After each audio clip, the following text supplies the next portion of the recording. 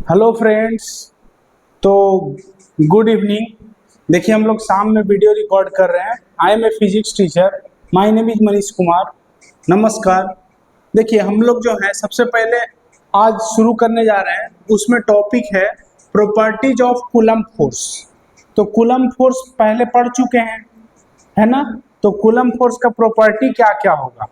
तो पहला प्रॉपर्टी ये है कि कूलम्ब फोर्स में बी अट्रैक्टिव और रिपल्सिव बोथ, पहला प्रॉपर्टी है। दूसरा है कि it is a electromagnetic force, मतलब जो बेसिक फोर्स होता है तीन, उसमें से ये कैसा है, किस टाइप का फोर्स है, तो इलेक्ट्रोमैग्नेटिक फोर्स है। तीसरा है कि Coulomb force is A central force, मतलब जब भी ये फोर्स लगेगा तो सेंटर के अलोंग लगेगा। फोर्स जब भी लगेगा तो सेंटर के अलोंग लगेगा, यानी ऐसा नहीं है कि ये फोर्स इस ऑब्जेक्ट को इधर लगा दे, ये जो है ऑब्जेक्ट इधर फोर्स लगा दे, नहीं। जब भी फोर्स लगेगा तो सेंटर के along, line joining along the centre. तो ये हो गया। अब इलेक्ट्रिक फोर्स जो है वो बहुत ज्यादा होता है ग्रेविटेशनल फोर्स के कंपैरिजन में, और इलेक्ट्रॉन के बीच अगर इलेक्ट्रिक फोर्स और ग्रेविटेशनल फोर्स देखा जाए तो 10⁻39 times greater than gravitational force होता है। तो इसको आप स्क्रीनशॉट ले लीजिए, मैं हट जाता हूं। तो देखिए नेक्स्ट नंबर प्रॉपर्टी है कि Coulomb force is a conservative force, और work done by conservative force, ठीक ना, does not depend on path. तो याद रखेंगे कि work done by conservative force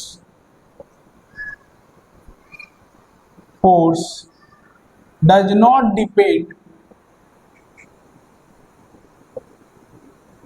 on path, इस बात को याद रखना है, और पाथ पे डिपेंड नहीं करता है। दूसरी बात कि कंजर्वेटिव फोर्स में जो टोटल वर्क डन होता है वो जीरो होता है। राउंड ट्रिप में टोटल वर्क डन क्या होता है, जीरो, यानी work done by conservative force for A round trip. ऐसे नेक्स्ट पॉइंट में लिखेंगे कि work done bye a conservative force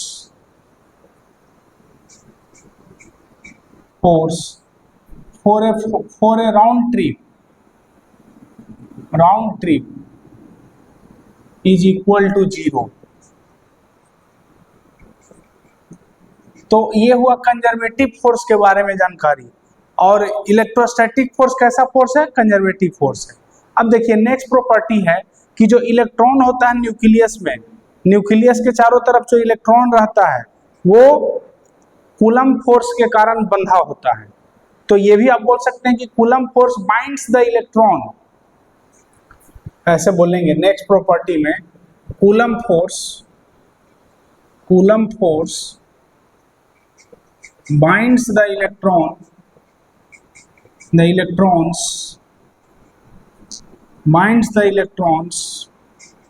to form an atom। तो चलो यहां तक तो सीख गए, यहां तक लिखिए। अब इसके बाद जो हम लोग को पढ़ना है वो है relative permittivity.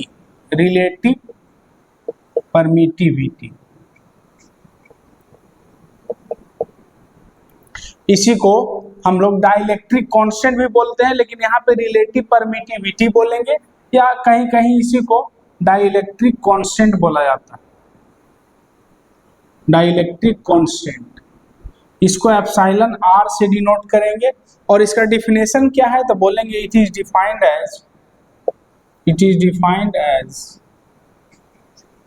As the ratio of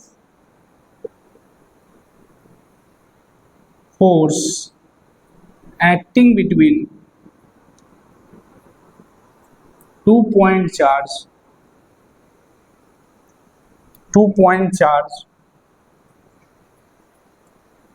in vacuum divided by, it is defined as the ratio of force acting between 2 point charge in vacuum and in a given medium। समझिएगा थोड़ा, मतलब कि एप्सिलॉन आर जो होगा वो क्या है, तो फोर्स इन वैक्यूम देख लो, फोर्स इन वैक्यूम देख लो, डिवाइड कर दो फोर्स इन गिवन मीडियम से, जिस मीडियम का हम रिलेटिव परमिटिविटी निकालना चाहते हैं तो उससे डिवाइड कर दीजिए। तो यही हो गया रिलेटिव परमिटिविटी। अब कैसे लिखें?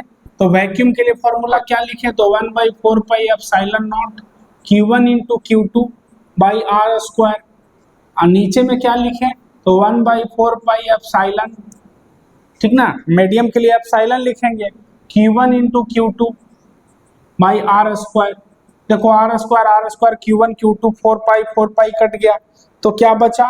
1/एप्सिलॉन नॉट डिवाइडेड बाई 1/एप्सिलॉन, ये चला जाएगा एप्सिलॉन ऊपर, नीचे एप्सिलॉन नॉट। यानी हम लोग ये सीखे कि एप्सिलॉन आर जो होगा वो epsilon divided by epsilon not.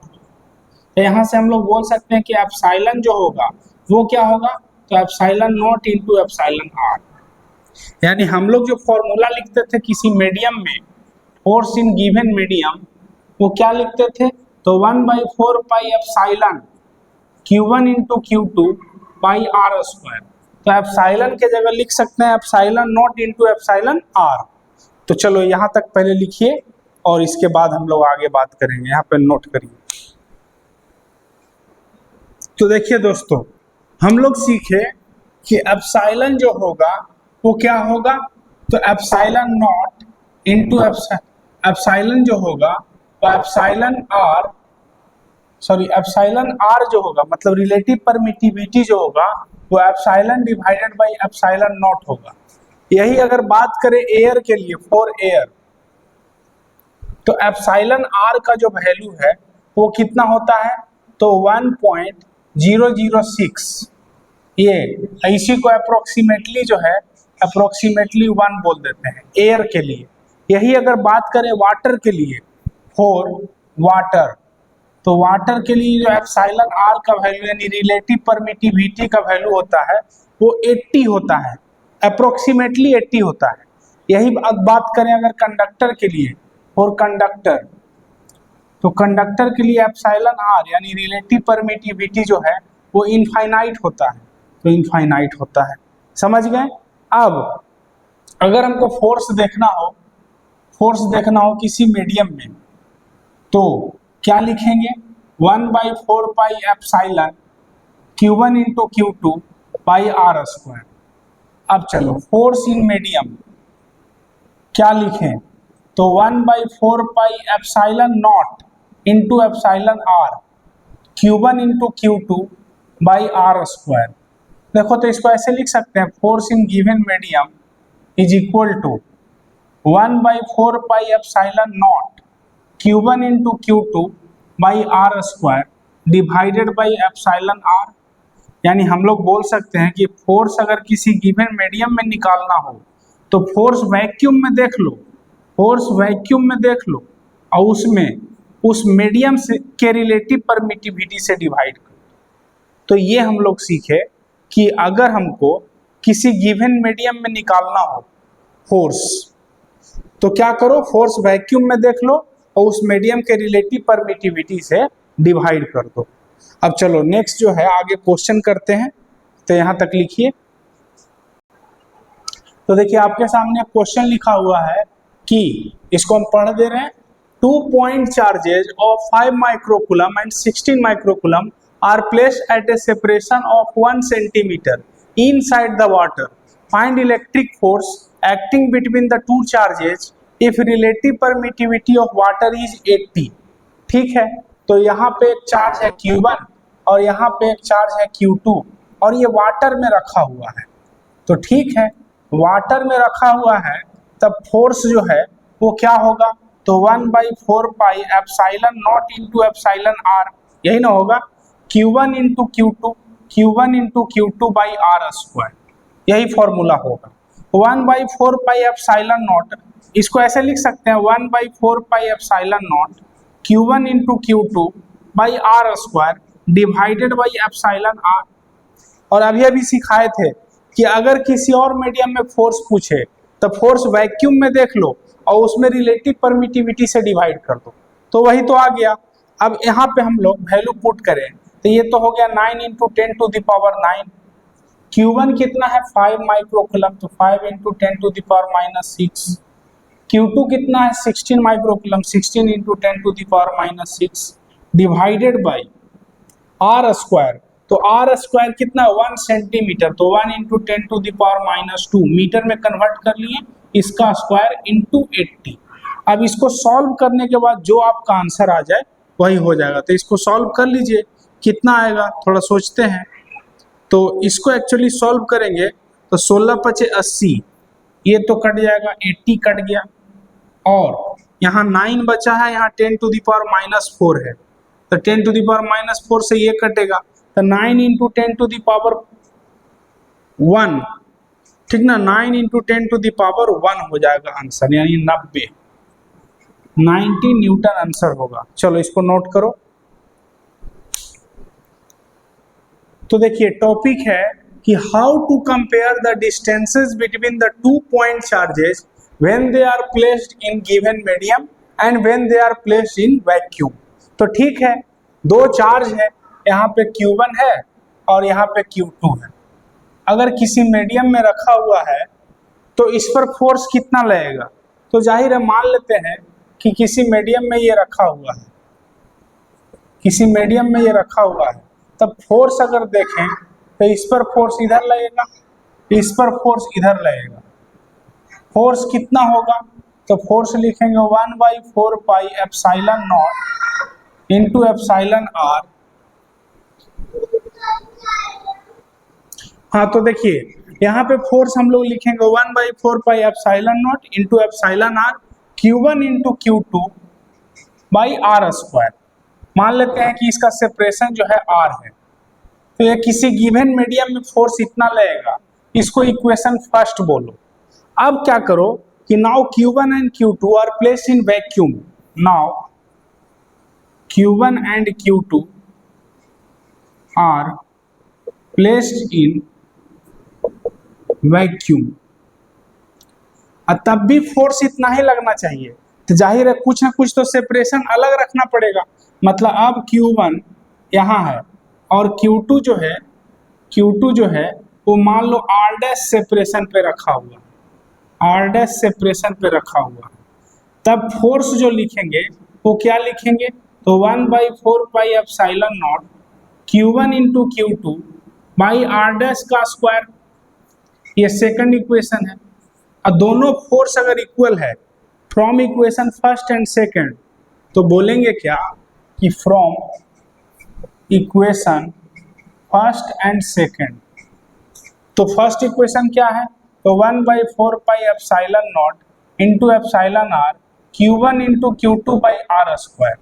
और सेकंड इक्वेशन देखो क्या है, तो 1/4 pi epsilon not Q1 into Q2 by r dash का स्क्वायर। देखो Q1 into Q2 4 pi epsilon not cut गया, तो बचा क्या, तो आर डैश का square by are square is equal to epsilon r. तो आर डैश का स्क्वायर क्या हो जाएगा, epsilon r into r square. तो आर डैश कितना हो जाएगा, तो बोलेंगे under root epsilon r into r. ध्यान से देखिए आर डैश का वैल्यू, यानी दो चार्ज अगर किसी गिवन मीडियम में रखा हुआ है r डिस्टेंस पे, तो उसको वैक्यूम में कितना डिस्टेंस पे रखेंगे, तो under root epsilon r into r, under root epsilon r into r distance पे रखेंगे, तब सेम फोर्स लगेगा। तो इस चीज को याद रखना है। अब इसी पे बेस्ड आगे क्वेश्चन करते हैं। तो ठीक है, इसको पहले नोट करिए, आगे बात करते हैं। तो चलिए देखिए हम लोग जो हैं अब नोट में बात सीखते हैं। जैसे यहाँ पे चार्ज है Q1, यहाँ पे चार्ज है Q2, अब बीच में एक मीडियम रखा हुआ है, कुछ ग्लास है, क्वार्ट्ज ग्लास है जिसका थिकनेस है T, और Q1 और Q2 के बीच का सेपरेशन है R। पूछा जा रहा है कि Q1 और Q2 के बीच फोर्स कितना लगेगा। तो चलो फोर्स लिखेंगे, तो समझो कि Q1 और Q2 वैक्यूम में है, लेकिन पूरा मीडियम तो वैक्यूम है नहीं, बीच में तो ग्लास आ गया, बीच में ग्लास आ गया, तो कैसे इसको करें?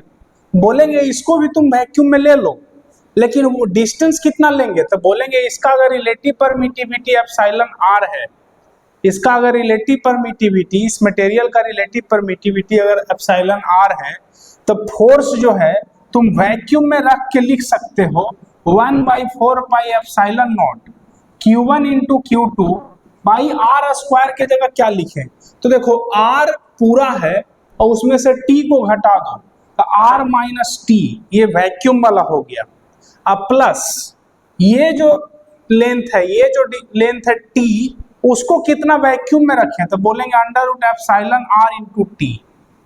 अब इसी का स्क्वायर करो, तो यही हो गया तुम्हारा आंसर।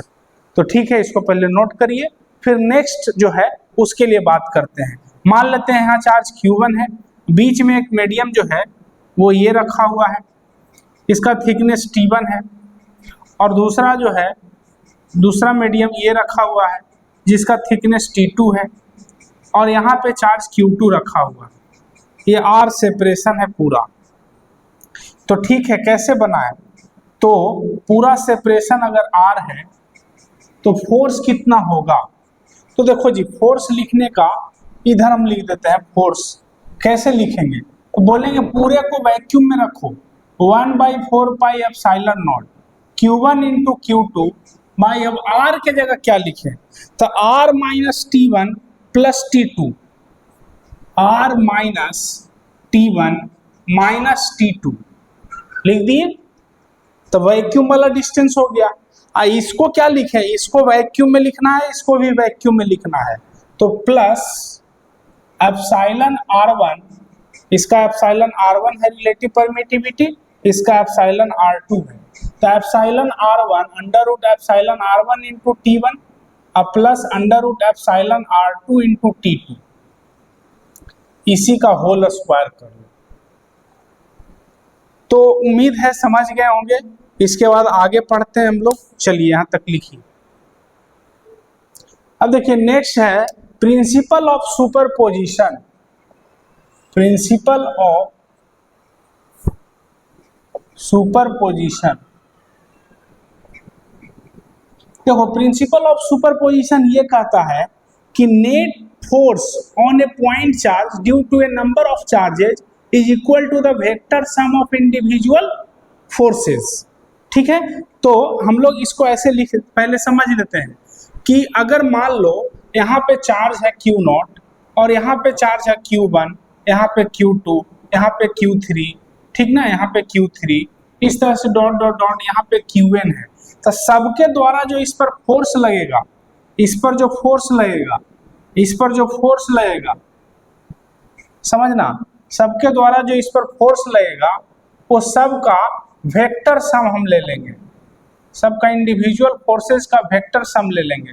तो ठीक है, इसको समझने के लिए हम बना दे रहे हैं, इस पर फोर्स देखना है। देखिए फोटो थोड़ा, यहाँ पे Q0 चार्ज है और इस पर फोर्स देखना है हमको, तो इस पर फोर्स कितना होगा? तो बोलेंगे अगर फोर्स देखना है Q0 पे, फोर्स ऑन Q0, तो बोलेंगे F नेट जो होगा वो कितना होगा?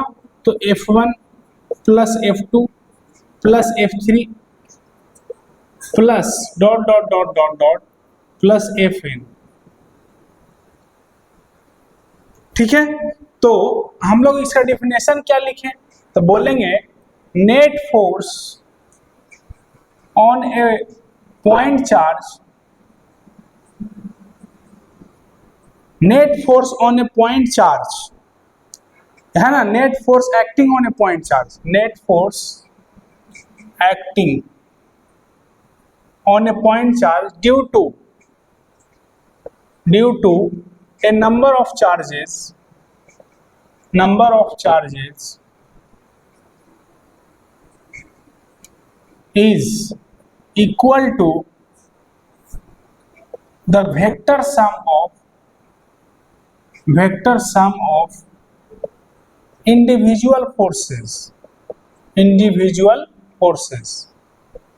देखो इसमें एक बात समझने के लिए है कि जैसे हम इस Q0 पे फोर्स देख रहे हैं तो Q1 Q2 पे फोर्स लगा रहा है कि नहीं, Q2 Q3 पे फोर्स लगा रहा है कि नहीं, इससे कोई मतलब नहीं है, ठीक ना, समझना है। जैसे Q2 Q3 पे फोर्स लगा रहा होगा, Q3 Q4 पे भी फोर्स लगा रहा होगा, लेकिन हमको फोर्स किस पे देखना है, Q0 पे।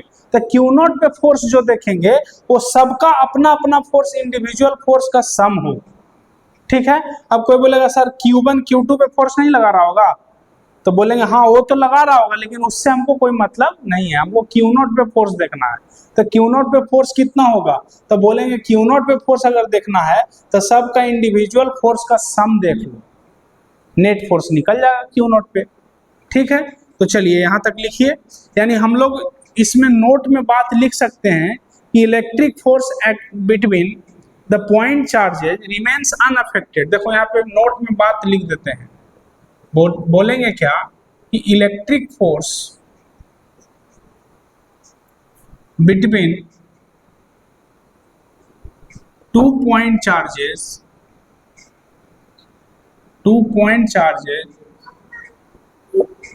remains unaffected due to the presence of other charges, ठीक है, due to the presence of other charges. तो यहां तक तो सीख गए, अब यहां तक नोट करिए तो आगे पढ़ेंगे। तो देखो जी, हम लोग जो हैं application of electric charges and coulomb force पढ़ रहे हैं। अब इसमें पहला क्वेश्चन है कि find number of electrons in 1 coulomb negative charge. तो याद करिए, चार्ज इज ऑलवेज क्वांटाइज्ड, तो वहां से पढ़े थे Q is equal to n e, तो हम लोग Q is equal to n e अगर लिखें तो n क्या हो जाएगा, Q बाई ई। Q है 1 डिवाइडेड बाई E का वैल्यू होता है 1.6 into 10 to the power minus 19। ऊपर में क्या करो 10 लिखो, नीचे में 16 इंटू 10 टू द पावर 19। एक और जीरो बढ़ा दो तो ये 100 हो जाएगा, divided by 16 into 10 to the power 18। इसको सॉल्व करो तो 6.25 into 10 to the power 18 electrons, तो यही आंसर हो जाएगा। चलिए इसको नोट करिए, फिर नेक्स्ट क्वेश्चन हम लोग सॉल्व करेंगे।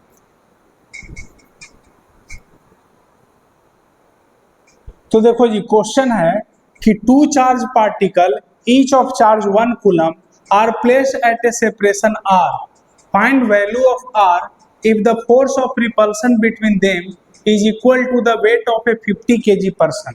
मतलब कि 50 kg का पर्सन है, उसका जो वेट होगा तो वो कितना होगा, तो पहले फोर्स निकाल लेते हैं। फोर्स mg के इक्वल होगा और m कितना है 50 इंटू जी 9.8, तो इसको क्या लिख सकते हो, तो 5 इंटू 9 98 ऐसे लिख सकते हैं, 5 इंटू 98। तो इतना न्यूटन जो है फोर्स लग रहा है। अब फोर्स होता क्या है, तो बोलते हैं कि Q1 into Q2 by are square. अब K का वैल्यू क्या होता है, तो 1/4 पाई एप्सिलॉन नॉट। Q1 कितना है, तो 1 कूलम है, तो Q1 है 1 into 1 divided by are square. अब देखो F इज इक्वल टू क्या लिखें, तो 9 into 10 to the power 9 into 1 into 1 into 1 into 1 divided by are square. तो R क्या हो जाएगा, यहाँ से अगर R निकालें, देखना R अगर निकालें तो R लिखेंगे, क्या लिखेंगे, 9 into 10 to the power 9 divided by F। तो F कितना है 5 इंटू 98, तो इसी का अंडर रूट हो जाएगा।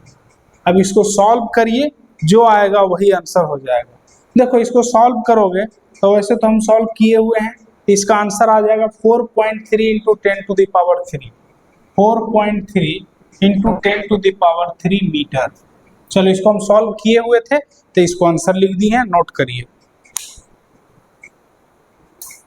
देखिए नेक्स्ट क्वेश्चन है कि टू चार्ज पार्टिकल है are place at a distance of 1 centimetre कह रहा find minimum possible electric force between them. तो कैसे निकाले, इस क्वेश्चन का जवाब कैसे दें? ठीक है, देखो इसमें हम लोग चार्ज का वैल्यू नहीं दिया है, लेकिन आर का वैल्यू दे दिया है। आर कितना है? 1 सेंटीमीटर। तो मिनिमम पॉसिबल फोर्स पूछ रहा है, तो मिनिमम पॉसिबल फोर्स कब निकलेगा? जब मिनिमम चार्ज होगा। और चार्ज का मिनिमम वैल्यू याद करो, जब हम लोग प्रॉपर्टी ऑफ चार्ज पढ़े थे, तो चार्ज का मिनिमम वैल्यू एक इलेक्ट्रॉन के इक्वल होता है। तो वहीं से हम लोग कॉन्सेप्ट निकालेंगे कि चार्ज का जो वैल्यू है वो एक इलेक्ट्रॉन के इक्वल लेंगे। यानी कि इलेक्ट्रॉन है यहाँ पे समझो, और यहाँ पे भी इलेक्ट्रॉन है, और दोनों को R is equal to 1 centimetre के सेपरेशन पे जब रखेंगे तो मिनिमम फोर्स लगेगा। और फोर्स कितना होगा? तो फोर्स हो जाएगा K E into E divided by are square. अब देखो force is equal to 9 into 10 to the power 9 into E का value 1.6 into 10 to the power minus 19 इसका होल स्क्वायर, और डिवाइडेड बाई आर स्क्वायर, तो 1 into 10 to the power minus 2 का whole square. अब इसको solve करो, जो आएगा वही मिनिमम पॉसिबल फोर्स हो जाएगा। ठीक है, तो इसको आंसर निकालिए, हम निकाले हुए हैं, आंसर लिख देते हैं 2.304 into 10 to the power minus 24, इतना न्यूटन फोर्स लगेगा। तो चलो इसको नोट करो। तो देखिए नेक्स्ट क्वेश्चन क्या है। नेक्स्ट क्वेश्चन ये है कि radius of A gold nucleus is 6.9 Fermi. ठीक है, find force of repulsion between the two protons situated at largest separation inside the nucleus.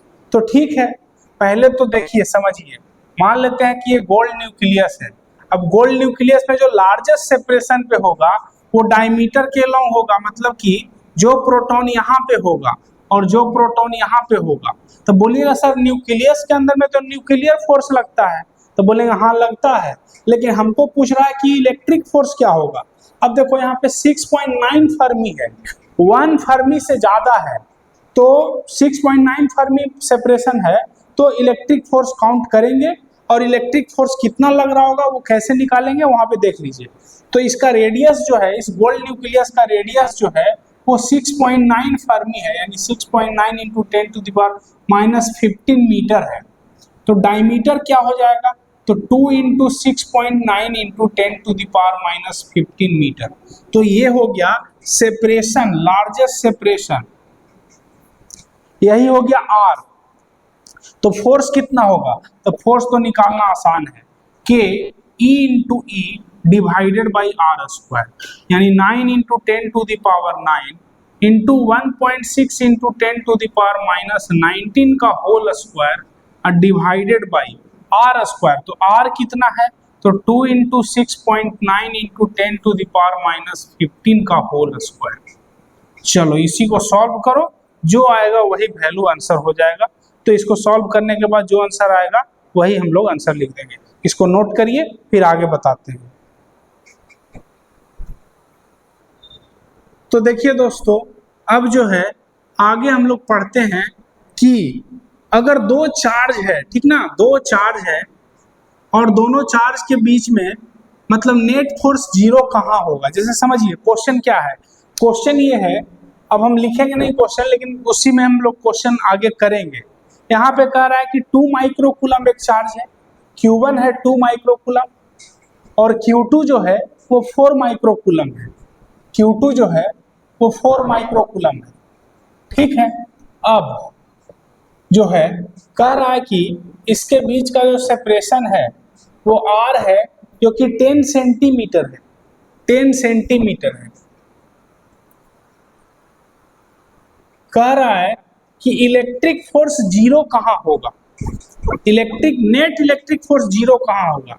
तो देखो याद रखना ये है कि जो छोटा चार्ज होगा, कम मैग्नीट्यूड का जो चार्ज होगा, उसी के नजदीक में इलेक्ट्रिक फोर्स जीरो होगा। ठीक है, तो कैसे? तो बोलेंगे क्या कि अगर इसके नजदीक में किसी Q नोट चार्ज को रखें तो इस पर फोर्स जो लगेगा ये किधर लगाएगा? तो इधर, ये फोर्स इधर लगाएगा F1, और ये फोर्स इधर लगाएगा F2, ये फोर्स लगाएगा F2। तो इस क्यू नॉट चार्ज पे फोर्स अगर देखें, बोलेंगे to get zero net force on q not. इस क्यू नॉट चार्ज पे अगर जीरो नेट फोर्स चाहिए तो मान लेते हैं कि ये जो क्यू नॉट है वो x डिस्टेंस पे रखा हुआ है, तो यहां से कितना हो जाएगा, तो 10 माइनस एक्स। तो फोर्स हमको देखना है to get zero net force, F1 should be equal to F2। तो F1 कितना है, तो बोलेंगे 1/4 pi epsilon not Q1 into q not divided by x square. F2 कितना है, तो 1/4 pi epsilon not Q2 into q not, ठीक ना। F2 इसके और इसके बीच लग रहा है फोर्स, तो F2 हो गया Q2 into q not divided by 10 minus x का होल स्क्वायर। देखो 1/4 पाई एप्सिलॉन नॉट कट गया, क्यू नॉट से क्यू नॉट कट गया। अब Q1 कितना है, तो 2 into 10 to the power minus 6 divided by x square is equal to Q2 कितना है, तो 4 into 10 to the power minus 6 divided by 10 minus x का whole square. 10 to the power minus 6 से 10 टू द पावर माइनस 6, 2 से ये 4 2 मरतबे cut गया। अब देखो क्या लिखेंगे, तो 10 minus x divided by X का होल स्क्वायर, ये इक्वल हो जाएगा 2 के। तो 10 minus x divided by x हो जाएगा √2 के इक्वल। अब चलो आगे हम लोग सॉल्व इसी को करते हैं। तो बोलेंगे क्या कि 10 माइनस एक्स जो है वो √2x हो जाएगा। तो 10 is equal to √2 plus 1 into x, यानी x कितना, तो 10 डिवाइडेड बाई √2 प्लस 1। अब ऊपर नीचे √2 माइनस 1 से रेशनलाइजेशन करेंगे तो ये √2 माइनस 1, नीचे √2 माइनस 1, तो ये कितना हो गया, 10√2 minus 10 divided by a plus b into a minus b, a square minus b square, तो ये तो 1 हो जाएगा, यानी x का वैल्यू कितना आ गया, तो 10 into 1.4 minus 10 is equal to कितना हो गया, ये 14 माइनस 10, यानी हो गया 4 सेंटीमीटर। देखो ऐसे बुक में देखेंगे तो आंसर जो है यही रहेगा, 4 सेंटीमीटर आएगा। ठीक है, कहीं गलती तो नहीं हुआ है, थोड़ा चेक कर लीजिए। x का वैल्यू कितना आया है, 4 सेंटीमीटर। कहीं कहीं 3.9 भी है, मतलब 1.41 इस तरह से आंसर आता है। तो 4 सेंटीमीटर हो गया यहाँ से। अगर यहाँ से पूछता तो तब बोलते 6 सेंटीमीटर, ठीक ना। अब 3.9 होगा तब 5.9, मतलब 3 समझ लो।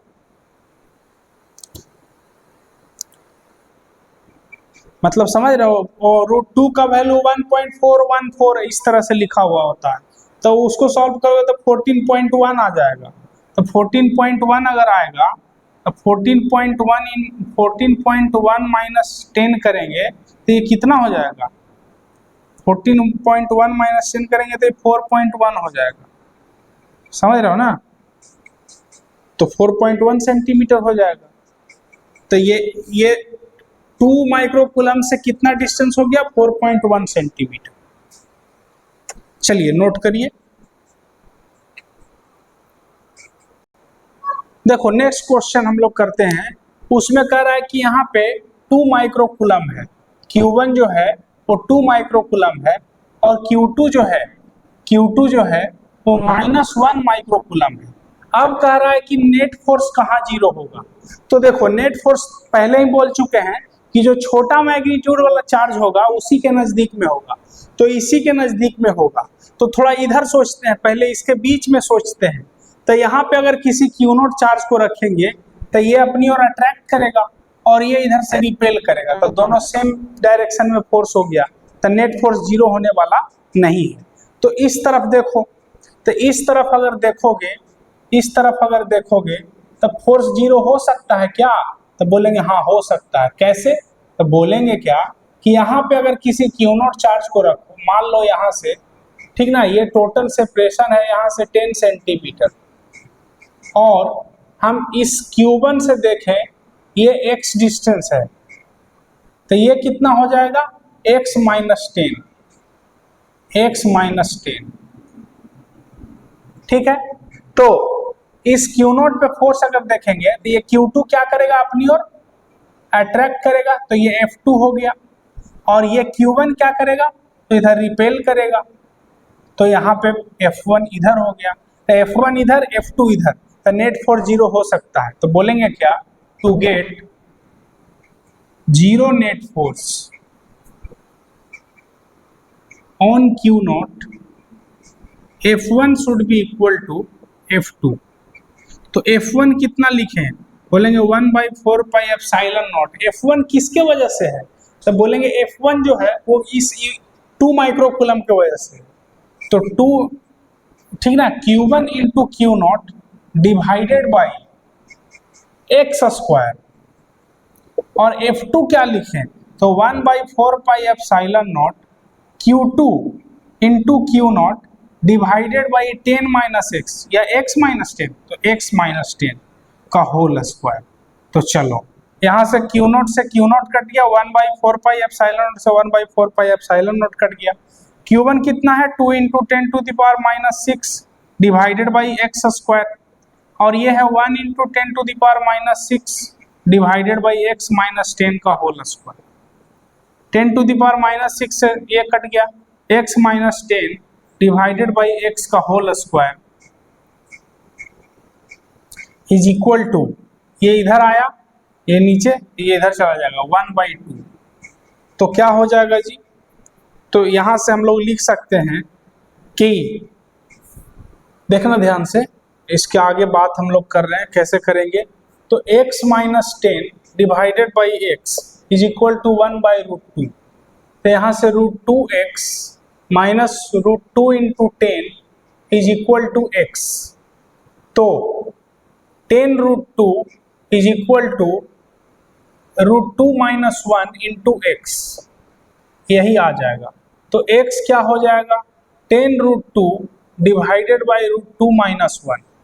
अब x का वैल्यू लिखो, तो 10√2 into √2 plus 1 divided by √2 minus 1 into √2 plus 1, ठीक ना, ऊपर नीचे रेशनलाइज किए हैं। अब इसको सॉल्व किया जाए, तो 10√2 इंटू √2, तो ये 10 इंटू 2 हो गया 20, अब प्लस 10√2 डिवाइडेड बाई 1, यानी x का वैल्यू 20 प्लस 10 इंटू 1.41, यानी 20 प्लस 14.1, यानी 34.1 सेंटीमीटर, यही आंसर हो गया x का वैल्यू, ठीक है। तो चलो यहाँ तक लिखो, इसके बाद आगे हम लोग काम करते हैं।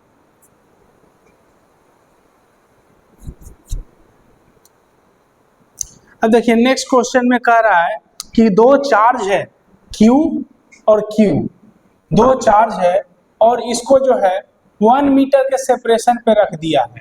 अब फोर्स जो लग रहा है वो 50 kg का जो पर्सन है उसके वेट के इक्वल है, तो फोर्स क्या हो जाएगा, mg, यानी फोर्स जो है वो हो जाएगा 50 इंटू 9.8, यानी 5 इंटू 98, यानी यही फोर्स लग रहा है। तो बोल रहा चार्ज का वैल्यू क्या होगा, है ना, 2 आइडेंटिकल चार्ज है जो कि 1 मीटर के सेपरेशन पे रखा हुआ है, इसके बीच जो फोर्स लग रहा है वो 50 kg के पर्सन के वेट के इक्वल लग रहा है।